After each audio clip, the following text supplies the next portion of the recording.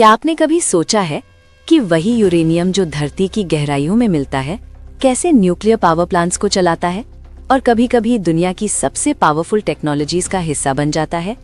आज हम जानेंगे इनरिच्ड यूरेनियम क्या होता है, कैसे बनता है और न्यूक्लियर एनर्जी में इसका इस्तेमाल कैसे होता है। लेकिन ध्यान रहे, ये एक प्योरली एजुकेशनल एक्सप्लेनेशन है। यूरेनियम एक नेचुरली अकरिंग एलिमेंट है जो पृथ्वी की क्रस्ट में पाया जाता है।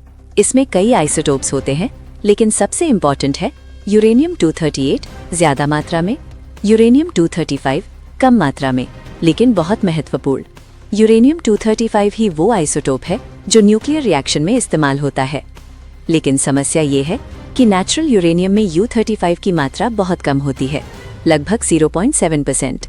इसीलिए इसे इनरिच करना पड़ता है। अब सवाल आता है, इनरिचमेंट मतलब क्या? सिंपल शब्दों में, यूरेनियम इनरिचमेंट एक प्रोसेस है जिसमें U35 की परसेंटेज बढ़ाई जाती है।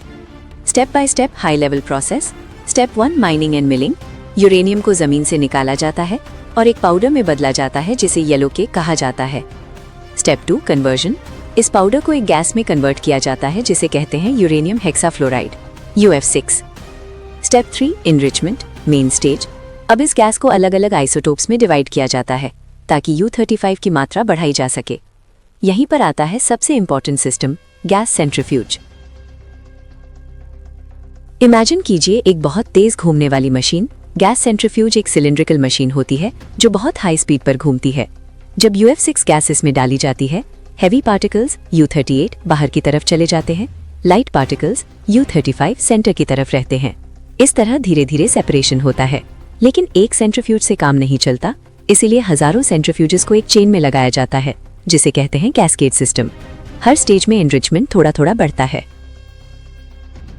अब एनरिच्ड यूरेनियम का क्या किया जाता है? जब U35 सफिशिएंट मात्रा में हो जाता है तो इसे फ्यूल रॉड्स में कन्वर्ट किया जाता है।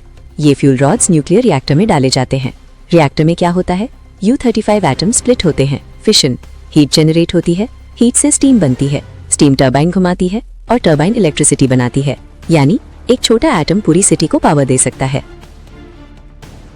न्यूक्लियर टेक्नोलॉजी पावरफुल है, लेकिन सेफ्टी सबसे बड़ी प्रायोरिटी होती है। Important safety measures 1 containment systems. Reactors को थिक कंक्रीट और स्टील स्ट्रक्चर्स में रखा जाता है ताकि रेडिएशन बाहर ना निकले।